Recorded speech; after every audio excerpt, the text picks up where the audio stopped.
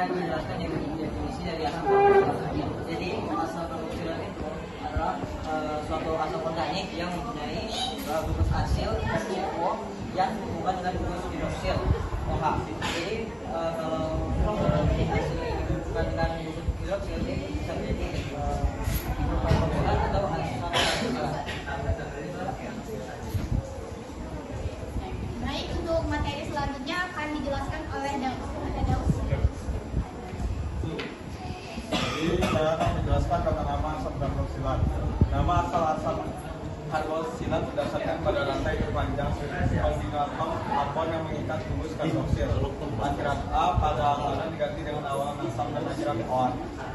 Namanya 4, yang pertama 1 asam metanoat, nama trivialnya asam fosfat, nama 2 asam metanoat, nama trivialnya asam asetat, 3 asam propanoat, asam trivialnya asam propionat, yang 4 asam butanoat, nama trivialnya asam butirat, yang kelima asam metanoat, nama trivialnya asam palerat, yang keenam asam heksanoat, nama trivialnya asam kaproat dan juga asam heptanoat. Nama trivialnya asam enantat, 8 asam oktanat, nama trivialnya asam kapilat, nama trivialnya asam nonanoat, nama trivialnya asam pelargonat, nama 10 asam piranoat, nama trivialnya asam kaptat. Jadi contoh dari masing-masingnya.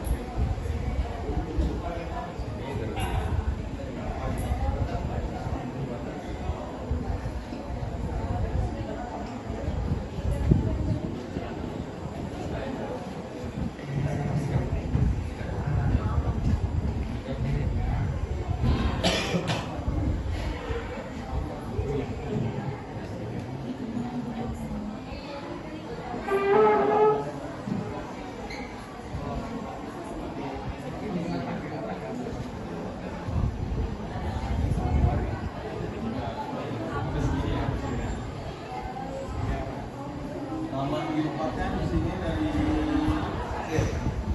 Contohnya adalah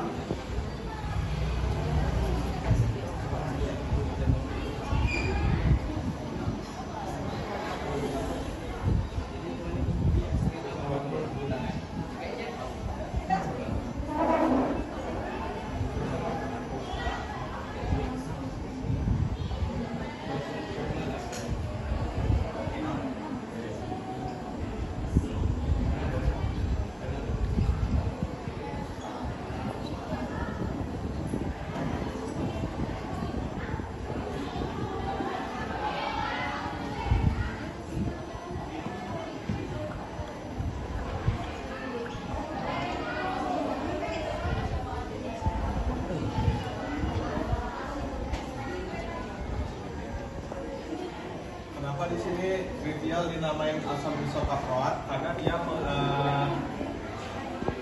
memikat dua CH3 di sini. Dan jumlah atom. Jadi asam kenapa di sini disebut namanya isokaproat karena dia memikat dua CH3. Dan asam trivial ini jumlah atomnya dihitung semua, tidak ada dihitung semua. Jadi ini 1, 2, 3, 4, 5, 6. Ada 6 atom C.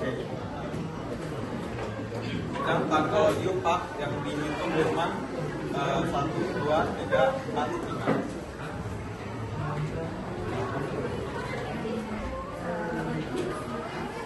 Baik, materi selanjutnya akan dijelaskan oleh Esther. Ada Esther, silakan. Jadi teman-teman, saya akan menjelaskan sifat fisika dari asam karboksilat. Yang pertama ada pada sukarmat, asam alkanoat pada suhu rendah berwujud cair, dan yang suhunya agak tinggi dia cair agak kental, dan yang tinggi dia berwujud padat. Yang kedua, titik didih dan titik lemah asam alkanoat itu lebih tinggi daripada alkanol. Dan yang ketiga, asam alkanoat itu suhunya dari C1 sampai C4 itu mudah larut dalam air, C5 sampai C6 itu sedikit larut dalam air, dan suhu yang C7 sampai ke atas itu dia tidak larut dalam air. Dan yang keempat, itu asam alkanoat merupakan senyawa elektrolit yang lemah. Semakin panjang rantai C-nya, maka keasamannya akan semakin lemah. Baik, untuk materi selanjutnya akan dijelaskan oleh Hanif. Ngelek ya? Baiklah, materi selanjutnya akan dijelaskan oleh Hanif. Pada Hanif, dipersilakan. Di sini saya akan menjelaskan sifat kimia dari asam karboksilat. Yang pertama ada reaksi dan substitusinya.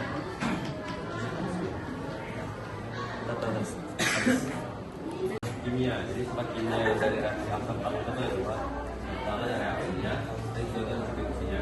Untuk substitusi akan saya jelaskan di saat berikutnya. Sekarang kita fokus ke reaksinya dulu. Jadi pertama itu adisi. Jadi adisi itu asam karboksilat itu kita reaksikan atau kita adisikan dengan K4 atau H2SO4. Jadi ini itu kita gantikan. Hanya ini kita gantikan. Ini adisi ini buat membentuk rangkap dua yang ada di asam karboksilat jadi rangkap tunggal seperti di situ, terus plus H2O. Terus eliminasinya adalah menggantikan hanya di OH ini dengan H2SO4. Ini digantikan, maka menghasilkan CO plus H2O. Yang terakhir adalah oksidasi.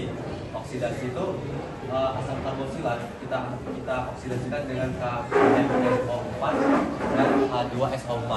Maka yang awalnya begini akan menjadi CO2 plus H2O.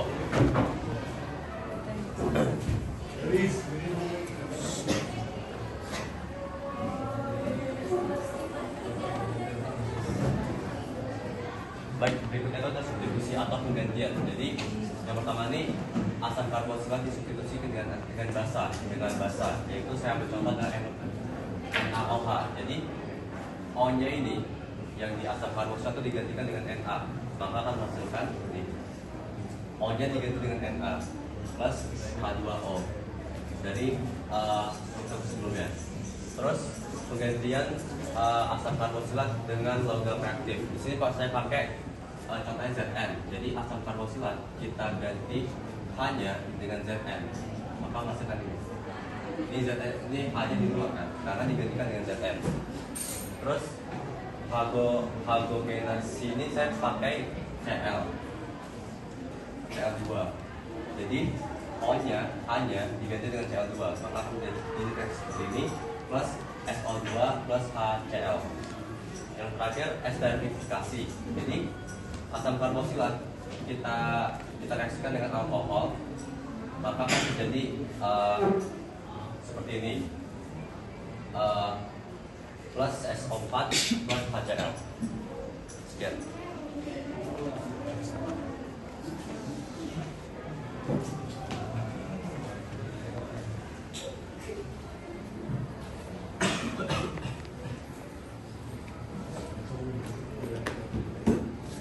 Baik, materi selanjutnya itu akan saya jelaskan sendiri di bagian pembuatan.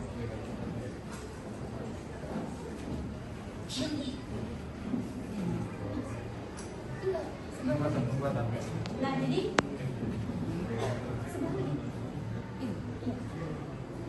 jadi untuk pembuatan itu yang pertama ada menggunakan oksidasi alkohol primer. Nah, pada oksidasi alkohol primer ini kita tuh akan menggunakan tergantung pada reagennya. Jadi reagen yang di sini saya gunakan itu ada asam kromat dan kalium permanganat. Perlu digarisbawahi kalau untuk oksidasi alkohol primer ini dan untuk memperoleh hasil dari asam karboksilat kita tuh menggunakannya reagen yang kuat seperti yang sudah saya cantumkan di sini. Nah, untuk oksidasi pada alkohol primer ini tuh dia itu di mana alkohol ini nantinya itu akan teroksidasi dengan reagen sehingga nanti menghasilkan asam karboksilat.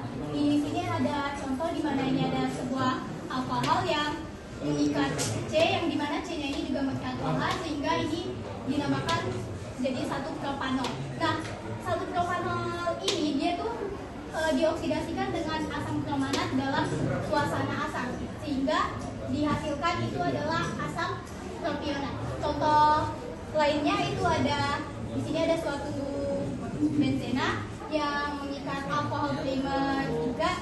Nah, di sini bisa dilihat ini di mana CH ini dia mengikat di C pada benzenanya, kemudian C di sini juga mengikat pada OH sehingga dihasilkan itu silohesil metanol. Lalu kemudian dioksidasikan dengan kalium permanganat dalam suasana basah maka menghasilkan asam sikloheksana karboksilat. Lanjut cara yang kedua itu ada oksidasi aldehida. Untuk cara ini sama dengan cara sebelumnya yang dimana tergantung pada reagennya kembali lagi. Nah, di sini bisa dilihat ini ada sebuah propanal yang direaksikan dengan kalium permanganat kemudian menghasilkan asam propionat. Nah, contoh lainnya ini pada reagen yang lain yang dimana ini ada sebuah propanal dioksidasikan dengan Ag2O atau Ag+ sehingga menghasilkan kembali asam propionat.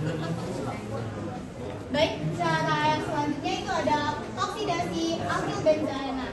Nah, cara ini juga sama, cuman dia di sini yang bedanya itu karena dalam suasananya aja. Yang dimana di sini bisa dilihat ini ada sebuah benzena yang dimana dia mengikat substituen alkil metil sehingga ini dinamakan tolena. Nah, pada ini dia dioksidasikan dengan kalium permanganat lagi dalam suasana pemanasan sehingga menghasilkan asam benzoat. Nah, di sini bisa kita lihat bahwa alkil metil pada benzena di sini itu teroksidasi sehingga menjadi COOH. Nah, contoh lainnya ini adalah pada profil benzena yang di mana ini dia memiliki alkil yang panjang juga. Nah, apabila dioksidasi dengan kalium permanganat dalam suasana panas menghasilkan ternyata asam benzoat juga. Nah, di sini juga bisa dilihat alkil yang panjang ini itu ternyata teroksidasinya sama menghasilkannya yaitu COOH. Jadi makanya dia nanti hasilnya tetap asam benzoat. Nah, reaksi keempat itu ada reaksi reagen dengan karbon dioksida. Nah, untuk pada reaksi ini kita tuh memerlukan namanya alkil halida yang direaksikan dengan serbuk magnesium yang dilarutkan oleh ester sehingga nanti menghasilkan reagen guinat. Baru nanti selanjutnya itu akan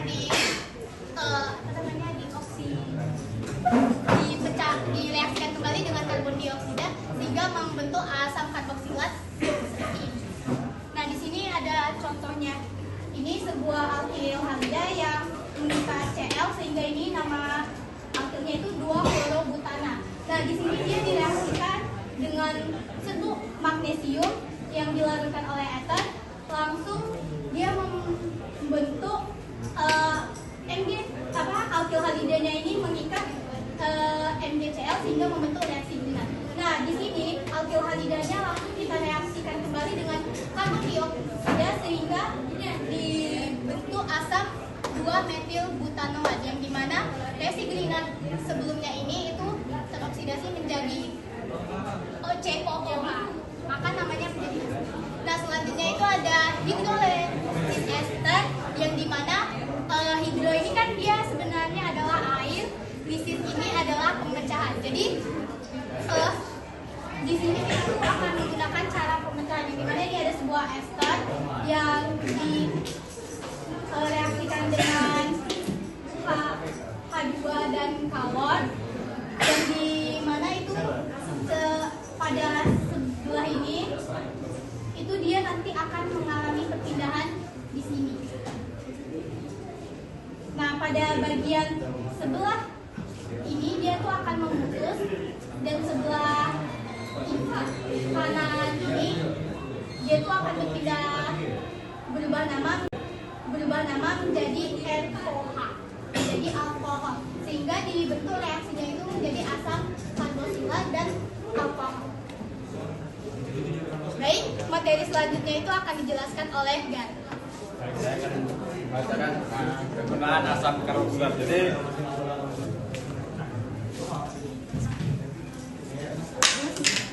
asam karboksilat ini digunakan sebagai penguat makanan karena sifat asamnya menghambat pertumbuhan bakteri dan jamur sehingga makanan tidak cepat basi. Contohnya asam asetat dan cuka. Nah, di bidang makanan ada digunakan sebagai pengawet makanan karena sifat asamnya dapat menghambat pertumbuhan bakteri dan jamur sehingga makanan lebih tahan lama. Yang kedua, bidang kesehatan dimanfaatkan sebagai bahan dasar obat-obatan seperti asam salisilat yang berfungsi mengurangi peradangan dan membunuh bakteri. Dan yang terakhir, bidang industri digunakan sebagai bahan baku pembuatan ester yang banyak dimanfaatkan dalam parfum dan perisa makanan karena aromanya khas. Sekian dari kelompok saya. Wassalamualaikum warahmatullahi wabarakatuh. Baik, sekian presentasi dari kelompok kami. Apabila ada kekurangan dan salah kata dalam penyampaian, kami mohon maaf. Saya akhiri presentasi ini dengan mengucapkan wassalamualaikum warahmatullahi wabarakatuh. Bye-bye semuanya.